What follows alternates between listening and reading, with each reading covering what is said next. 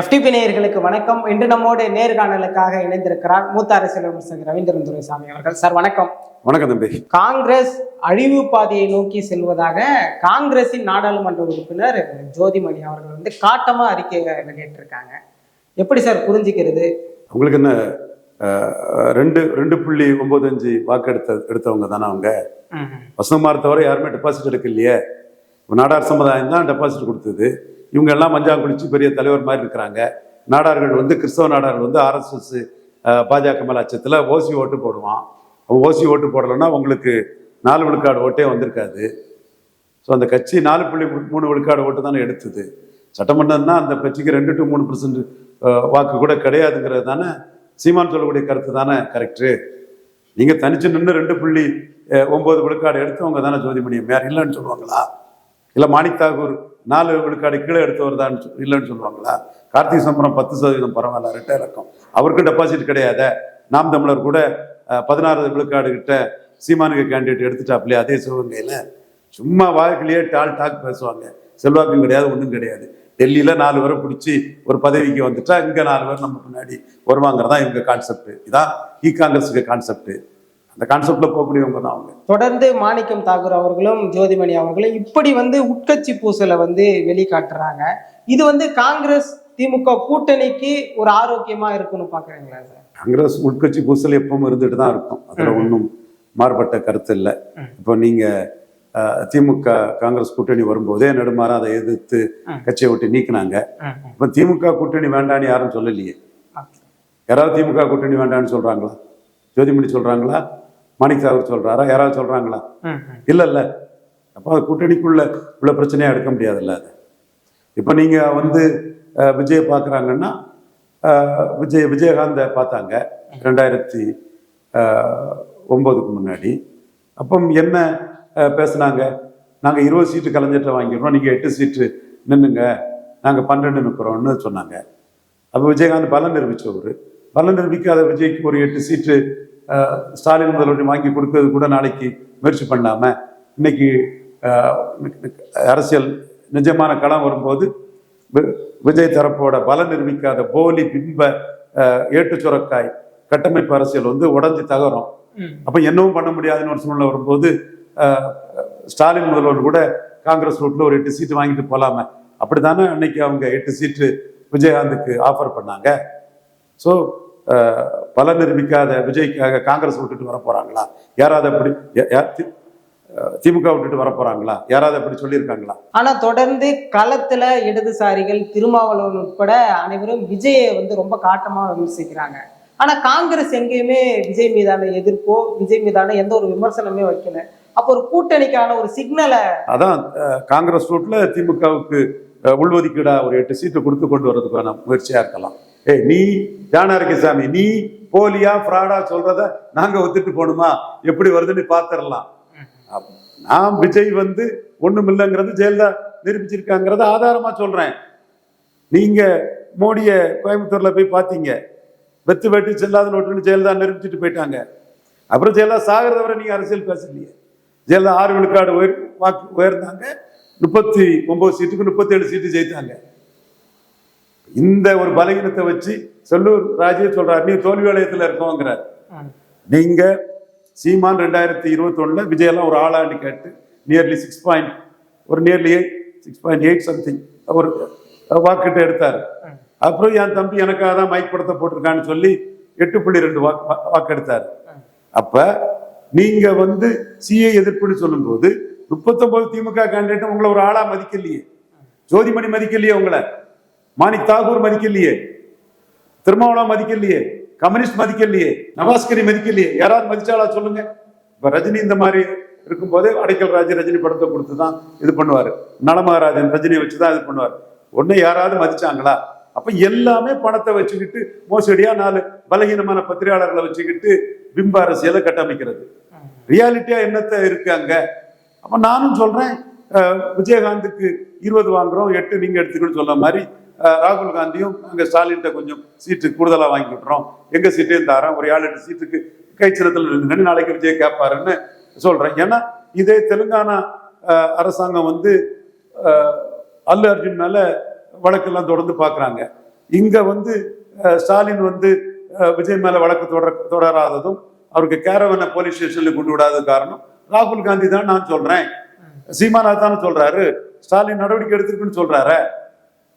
ஸ்டாலின் விஜய் மேல நடவடிக்கை எடுத்துக்கிட்டு தானே சீமான் சொல்றாரு. குற்றத்துக்கு அபட்டர் அல்லு அர்ஜுன் சொல்ற மாதிரி இங்க விஜய் மேல நடவடிக்கை எடுத்திருக்கணுமா வேண்டாமா? அப்ப ராகுல் காந்தி ஸ்டாலின் அந்த இதுல ஏதோ ஓடுது நம்ம எடுத்துக்கலாம் இல்லையா? அரசியல்ல அலர்ட்டா இருக்கணும் இல்ல? நீ ஜானாரிக்கசாமியும் தினமலரும் சொல்றதுதான் அரசியலா? அதை தாண்டி அரசியல் இல்லையா? இந்த மாதிரி அரசியல் இருக்கலாம உள்ளுக்குள்ள? தொடர்ந்து இப்படி காங்கிரஸ்ல இருக்கக்கூடியவர்கள் வந்து பேசுறது, பிரவீன் சக்கரவர்த்தி தொடர்ந்து வெளியே அவதூறான விஷயங்கள்லாம் பேசுறாரு. இதெல்லாம் வந்து திமுகவிற்கு ஒரு அழுத்தமா பார்க்கலாமா சார் களத்துல? பிரவீன் சக்கரவர்த்தி எல்லாம் சத்யன் சுதா கிட்ட எம்பி டிக்கெட் வாங்க முடியாம ஓடி போனவர். அதுல அடிப்பட்டதுல திமுக எதிராக அவர் பண்ணுவாரு. அது அந்த கட்சிக்குள்ள அது இயல்பு. அவர் பண்ணக்கூடாதுன்னு நான் சொல்ல முடியாது. அவரு அந்த கட்சிக்குள்ள மயிலாடுதுறைக்கு தகுதியானவரா இருக்கலாம். அது வன்னியர் சமூகத்துக்கு தான் டிக்கெட் கொடுக்கணும், ஒரு பெருத்த சமூகம் 35-40 விழுக்காடு அங்க இருக்காங்கன்னு சொல்லும்போது சுதாவுக்கு அந்த டிக்கெட் வந்திருக்கலாம். ஸோ அந்த வகையில அவங்களுக்கு வேதனைகள் வருத்தங்கள் இருக்கலாம், அதை காட்டலாம். சசிகாந்த் செந்திலே திமுக ஆதரவா ட்வீட் போட்டுட்டார, ஜோதிமணி போட்டாங்க. சார் இன்னைக்கு அதிமுக திமுகவிற்கு எதிராக மத்தியில் இருக்கின்ற தேசிய கட்சிகள் வந்து ஒரு முட்டுக்கட்டையா இருக்குதா சார்? சீட் ஷேரிங்களா இருக்கட்டும், அவங்களுடைய அவங்க கட்சி லாபத்தை தானங்க எல்லாரும் பார்ப்பாங்க. அது முட்டுக்கட்டைன்னு ஏன் சொல்றீங்க? வாங்குறவனுக்கும் கொடுக்கறவனுக்குள்ள வியாபாரம். கொடுக்குறவன் மன வலிமை இழந்தான்னா வாங்குறவனுக்கு லாபம் தானே சார். நம்ம தொடர்ந்து பேசியிருக்கோம், நீங்க கூட ஒரு ஆப்ஷனா திமுகவிற்கு ஓபிஎஸ், டிடிவி, பிரேமலாதா கூட இருக்காங்க. ஒருவேளை காங்கிரஸ் பிரிந்து போனா இந்த மாதிரி ஆப்ஷனை ஸ்டாலின் அவர்கள் கையில் எடுக்க வாய்ப்பு இருக்குமா சார்? காங்கிரஸ் இருந்தாலும் இதுல தேமுதிக எடுக்க விரும்புறாரு. ஓகே. ஓபிஎஸ் டிடிவில ஓபிஎஸ் எடுக்க விரும்புறாரு. டிடிவிக்கு நோ சொல்லல. ஸோ சூழல் சந்தர்ப்பத்தை பொறுத்து அந்த கூட்டணி அமையும். 3 பேருக்குமே கூட்டணி கரங்களை நீட்டுறாரு. பொதுவா அந்த காங்கிரஸ் கூட்டணியில் இருப்பது சிறுபான்மையினர் வாக்குகள் கணிசமாக திமுகவிற்கு பலத்தை கொடுப்பதுன்னு சொல்றாங்க. ஒருவேளை பிரிந்து சென்றால் அது திமுகவிற்கு பலவீனப்படுத்தக்கூடியதா இருக்குமா சார்? இது வந்து பொது பார்வையில இருக்குது. ஆனா நான் தெளிவா ஒரு கருத்தை முன்வைக்கிறேன், தரவுகளோட முன்வைக்கிறேன். 2014ஆம் ஆண்டு ஜெயலலிதா அம்மையார் மோடியா லேடியாடி கேட்கும் போது 45 விழுக்காடு வாக்கெடுத்தாங்க. அதுல 37 இடங்களை வெற்றி பெற்றாங்க. அதுவும் விஜயை மீறி தான். விஜய் செல்லா காசு வெத்து வேட்டுன்னு விஜயை நிரூபிச்சு தான் எடுத்தாங்க. விஜயும் குறுக்க மறுக்க தான், ஜெயலலிதா குறுக்க மறுக்க தான் ஓடினாரு. மோடியை போய் கோயம்புத்தூர்ல பார்த்தாரு. விஜய்க்கு செல்வாக்குலன்னு அம்மையார் நிரூபிச்சு தான் அது போச்சு. அந்த 45 விழுக்காடு எடுக்கும்போது காங்கிரஸ் தனிச்சு நின்று கன்னியாகுமரியில மட்டும் டெபாசிட் வாங்கிச்சு வச்சு வசந்தகுமார். தென் திமுக 25 விழுக்காடு வாங்கிச்சு. திமுகவும் பின்னடைவை சந்திச்சு. பல இடங்கள்ல 3வது போச்சு. கொஞ்சம் ஈஸ்வரன் அண்ணன் தொகுதியிலலாம் 3வது போச்சு. நம்ம ஸ்டாலினுக்கு பலகீனத்தையும் நம்ம மறைச்சு பேச வேண்டிய அவசியம் நமக்கு இல்லை. உண்மையை நம்ம உண்மையாட்டே பேசிடுவோம். 25-4 எல்லாம் ஒன்னா சேர்றாங்க. 40 விழுக்காடு ஓட்டு திமுக அணிக்கு வருது, திமுக காங்கிரஸ் அணிக்கு வருது. மற்ற கட்சிகளும் இருக்காங்க. ஒரு 10 விழுக்காடு ஓட்டு அந்த காம்பினேஷனுக்கு கூடுது. இந்த 10ல ஜெயலலிதா மோடியா லேடியானிக்கு கேட்டு எடுத்த 4 விழுக்காடு கிறிஸ்தவ முஸ்லீம் ஓட்டு வேணா திமுக காங்கிரஸுக்கு இடையில காம்பினேஷனான கிறிஸ்தவ முஸ்லீம் ஓட்டு நம்ம எடுத்துக்கலாம். மீதி 6 விழுக்காடு ஓட்டும் மோடியும் கலைஞரும் ஒரு நாணயத்தின் இரு பக்கங்கள். மாயாவதி பாட்டியும் மோடி பாட்டியும் அக்கா தங்கச்சி. யூபி சீஃப் மினிஸ்டர் உடம்புலையும் குஜராத் சீஃப் மினிஸ்டர் உடம்புலையும் ஓடுறது பாசிஸ்ட் பிளட். மோடியை விமர்சிச்சாங்களா இல்லையா அகில இந்தியாவில்? அப்படி இழிவா விமர்சிக்கப்பட்ட, நீச்சல் இழிவா விமர்சிக்கப்பட்ட ஒரு மோடி, இன்னொன்னு இழிவா இவர் டிவிகே இளங்கோவன் உட்பட பலரும் விமர்சிக்கப்பட்ட முத்தமிழறிஞர் கலைஞர். 2 பேருமே ஒரு நாணயத்தின் இரு பக்கமாக தான் நான் பார்க்கிறேன். அப்போ மோடி பிரதமர் விழுந்த 6 விழுக்காடு வாக்குகள் தான் இது கலைஞர் முதல்வர் விழுந்திருக்கு. சோ இந்த ஓட்டுல எப்படி காங்கிரஸுக்கு பங்கு இருக்க முடியும்? இந்த காம்பினேஷன் கமிஷன்ல 10 விழுக்காடு உயர்ந்ததுல காங்கிரஸுக்கு எப்படி இந்த 6 விழுக்காடுக்குள்ள மோடிக்கு விழுந்த ஓட்டு, காங்கிரஸ்காரன் தான் மோடி பிரதமர் ஓட்டு போட்டான்.